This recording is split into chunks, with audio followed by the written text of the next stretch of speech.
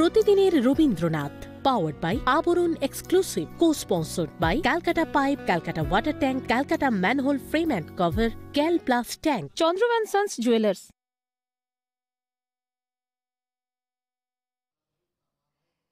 ফিরে এলাম বিরতির পর আমাদের অনুষ্ঠান প্রতিদিনের রবীন্দ্রনাথে। আমাদের একদম অনুষ্ঠানের শেষ লগ্নে আমরা পৌঁছে গিয়েছি।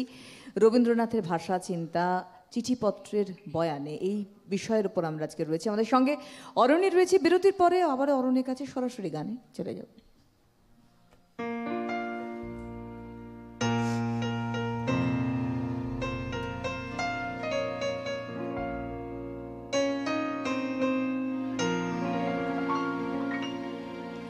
যাক ছিঁড়ে যাক ছিঁড়ে যাক মিথ্যারো যাক, যাক ছিঁড়ে যাক ছিঁড়ে যাক মিথ্যারো যাক, দুঃখেরও প্রসাদে এলো আজি মুক্তিরও কাল, যাক ছিঁড়ে যাক ছিঁড়ে যাক মিথ্যারো যাক।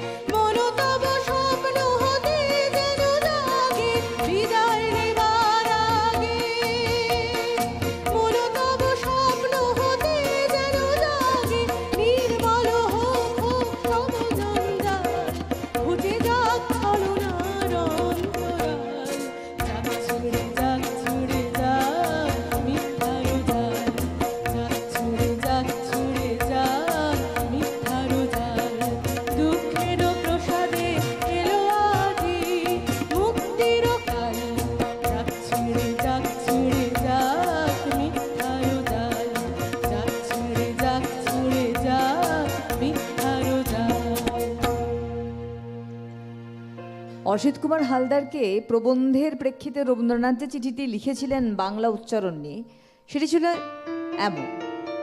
রবীন্দ্রনাথ লিখছেন, বাংলার সংস্কার পড়লাম, ৩০০-এর মধ্যে মূর্ধন্য শকে রক্ষা করার অর্থ বুঝি না। তালিববর্ষ বাংলা উচ্চারণে ব্যবহার হয়, বাকি দুটো হয় না। বর্গের জ বদলে অন্ত্যস্ত জ ব্যবহার করাও ভ্রমাত্মক। বাংলায় অভ্যস্ত অন্ত্যস্ত জকে আমরা বর্গীয় জ মতোই উচ্চারণ করি। অন্তস্থ জয়ের উচ্চারণ বাংলায় নেই। আবার শিলাইদহ থেকে ইন্দ্রাদেবীকে চিঠি লিখছেন রবীন্দ্রনাথ। গ্রীষ্মের একটা সময়ে শীর্ণ নদীর ধারে বসে সময় কাটানোর জন্য ছন্দে লেখা কবিতার প্রয়োজনীয়তা, যেমন এখানে পড়বার উপযোগী রচনা আমি খুঁজে পাই না, এক বৈষ্ণব কবিদের ছোট ছোট পদ ছাড়া। বাংলার যদি কতগুলো ভালো ভালো মেয়েলি রূপকথা জানতাম এবং সরল ছন্দে সুন্দর করে ছেলেবেলাকার স্মৃতি দিয়ে সরস করে লিখতে পারতাম, তাহলে ঠিক এখানকার উপযুক্ত হতো হয়তো। রবীন্দ্রনাথের আজীবন বলা যায় তার প্রেয়সী ছিল কবিতা। তার জন্য রবীন্দ্রনাথ যখনই সুর দিয়েছেন যে কোনো গানে, আমরা যেমন রবীন্দ্রনাথের গানকে আবৃত্তিও করতে পারি, কারণ এই আবৃত্তির জায়গাটা কিন্তু রবীন্দ্রনাথ রেখেছেন, কারণ কথা এবং সুরের সংমিশ্রণে তার সঙ্গীত। তাই কবিতা তার আত্মপ্রকাশের আর একটি বড় অবলম্বন, তার সত্যিই প্রেয়সী। আসবার একটি গানের পর। অনুরোধের গান।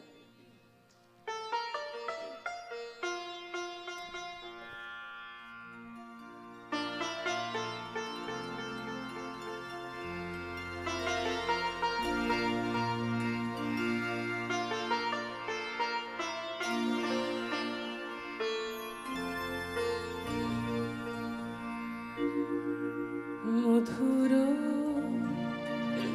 মধুর ধ্বনি বাজে হৃদয় কমল বনমাঝে।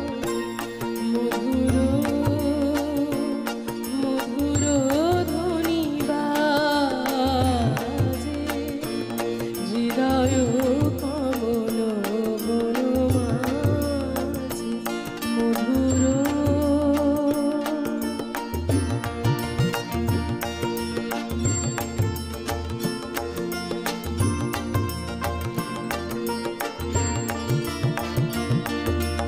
নিভৃত বাসিনী বীণা পানি অমৃত মূরতি মতিবাণী।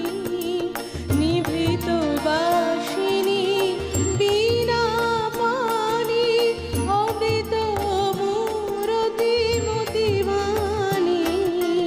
হিরণ কিরণ ছবিখানি পরাণের কথা সে বিরাজে হৃদয় কমল বনমাঝে।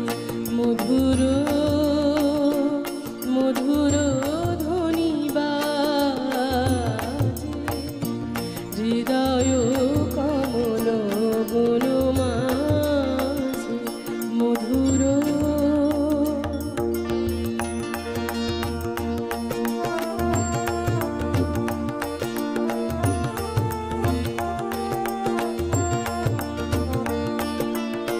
মধুরি তু জাগে দিবানিশি বিকো কুহরিত দিশি দিশি। মধুরি তু জাগে দিবানিশি বিকো কুহরিত দিশি দিশি। মানস মধুপ পদতলে মুরছি পড়িছে পরিমলে। মানস মধুপ পদতলে মুরছি পড়িছে পরিমলে। এসো দেবী এসো এ আলোকে একবার তোরে হেরি চোখে। এসো দেবী এসো এ আলোকে একবার তোরে হেরি চোখে। গোপনে হেকোনা হেকোনা গোপনে হেকোনা মনোলোকে। ছায়াময় মায়াময় সাজে হৃদয় কমল বনমাঝে। মধুর মধুর ধ্বনি বাজে হৃদয় কমল বনমাঝে। মধুর কাব্য ভাষার প্রতি রবীন্দ্রনাথের এক অদ্ভুত স্নেহ মিশ্রিত পক্ষপাত ছিল। কবিতার ভাষার লালিত্য, ছন্দের পরিপাট্য, কমনীয়তাকে অনেক সময় রবীন্দ্রনাথ নদী প্রবাহের সঙ্গে তুলনা করেছেন। আবার গদ্যের সঙ্গে কবিতার যে স্বরূপগত পার্থক্য তার নজরে পড়েছিল, সেটিও তিনি তার সৃজনশীলতার মাধ্যমে প্রকাশ করেছেন। তিনি চারুচন্দ্র বন্দ্যোপাধ্যায়কে একটি চিঠি লিখলেন। কি লিখলেন? তিনি লিখছেন, ভরা পদ্মার উপকার ওই বাদল দিনের ছবি, সোনার তরী কবিতার অন্তরে প্রচ্ছন্ন এবং তার ছন্দে প্রকাশিত। বৈশাখ কবিতার মধ্যে মিশিয়ে আছে শান্তিনিকেতনের রুদ্র মধ্যাহ্নের দীপ্তি। সেদিনকার বৈশাখ মধ্যাহ্নের সকরণতা আমার মনে বেজেছিল। নিঃসঙ্গ বাতায়নে একলা বসে সেটি শুনেছি, অনুভব করেছি, তাই লিখেছি। রবীন্দ্রনাথ প্রত্যেকটি তার অনুভূতিগুলোকে, তার সত্তাকে তার অন্তরে বহিঃপ্রকাশ হিসেবে পত্র প্রেরকের কাজ করেছিলেন এবং প্রত্যেকে বসে থাকতেন রবীন্দ্রনাথের কাছ থেকে পাওয়া চিঠির জন্য, কারণ সেটা তো সাধারণ চিঠি না। তিনি যখন তার ভাইচুটিকেও চিঠি লিখেছিলেন, তার মধ্যেও সাহিত্যের ঝলক আমরা পাই। আসবো আরেকটি গানের পর।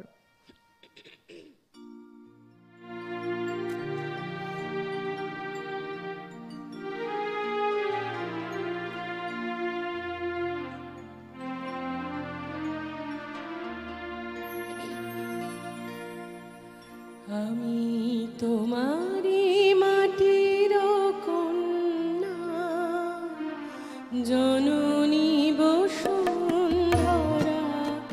আমি তোমারি মাটির কন্যা, জননী বসুন্ধরা। তবে আমারও মানব জন্ম কেন বঞ্চিত করা,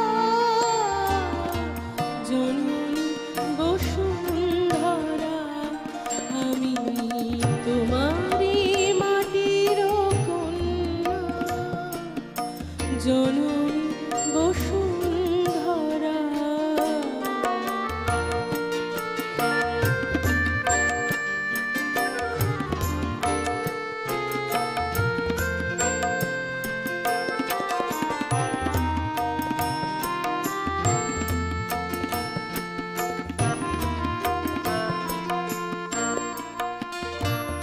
পবিত্র জানি যে তুমি, পবিত্র জন্মভূমি।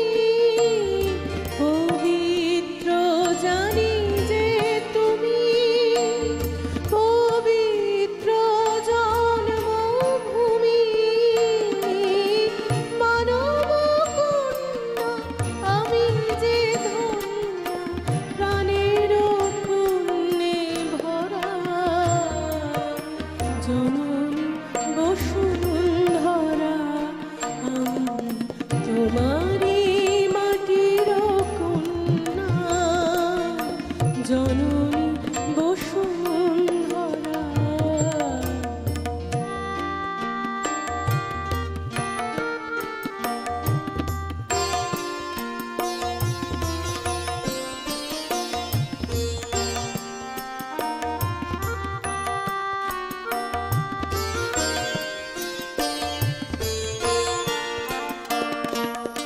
কোন স্বর্গের তরে ওরা তোমায় তুচ্ছ করে, রহি তোমার বক্ষ পরে।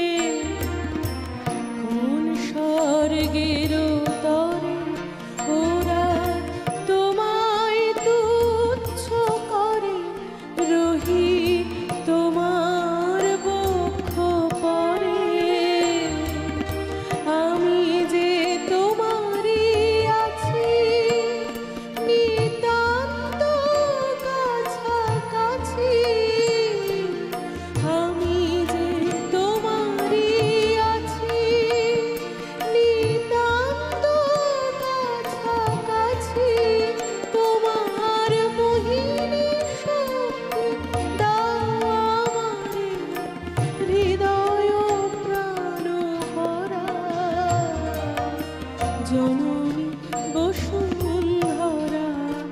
আমি তোমারি মাটির কন্যা, জননী বসুন্ধরা।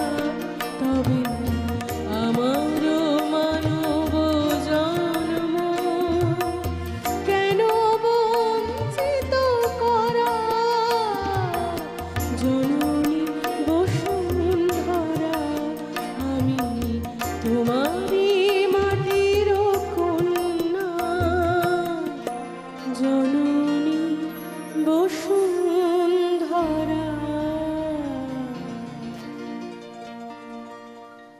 রবীন্দ্রনাথের ভাষা চিন্তার মধ্যে আমরা যেমন কাব্যের ভাষা ও গদ্যের ভাষা নির্মাণের উদ্যোগ দেখি, তার পাশাপাশি বাংলা বা ইংরেজি শব্দের উপযুক্ত বাংলা প্রতিশব্দ গঠন বা তার সঙ্গে বিশেষ অনুভবের প্রতিশব্দ গঠন তার চেষ্টাও করেছেন রবীন্দ্রনাথ। ইংরেজি শব্দের যে উপযুক্ত বাংলা প্রতিশব্দ তৈরি করা, সেটা যে কতটা অসুবিধাজনক সেটা কিন্তু রবীন্দ্রনাথ স্বীকার করেছেন জ্ঞানেন্দ্রলাল ভাদুড়ির কাছে। তিনি লিখছেন একটি জায়গায় জ্ঞানেন্দ্রলাল ভাদুড়িকে, যখন কোনো ইংরেজি শব্দে নতুন প্রতিশব্দ লিখতে বসি তখন প্রায় ভুলে যাই যে অনেক সময় সে শব্দের ভিন্ন অর্থে প্রয়োগ হয়।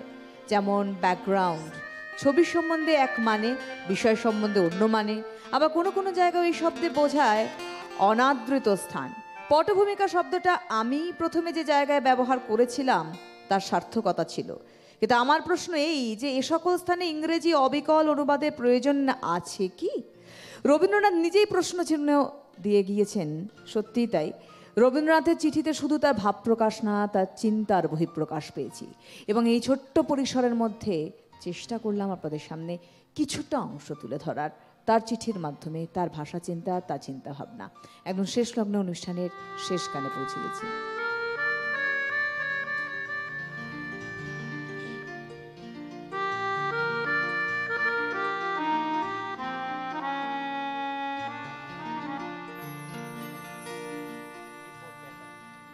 তুমি রবে নীরবে হৃদয়ে মম, তুমি রবে নীরবে নিবিড় নিভৃত পূর্ণিমা নিশীথিনী তুমি রবে নীরবে।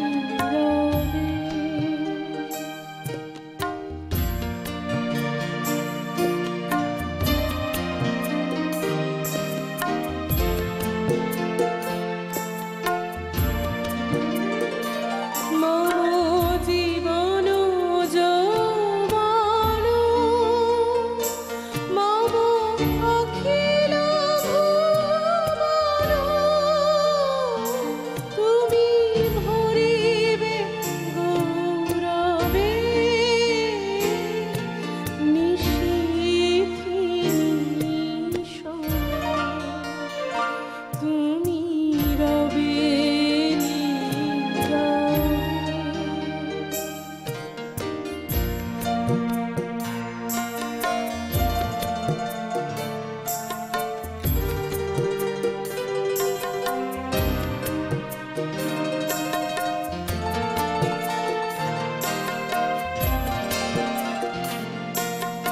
জাগিবে একাকী তব করুণ আখি, তব অঞ্চল ছায়া মোরে রহিবে ঢাকি।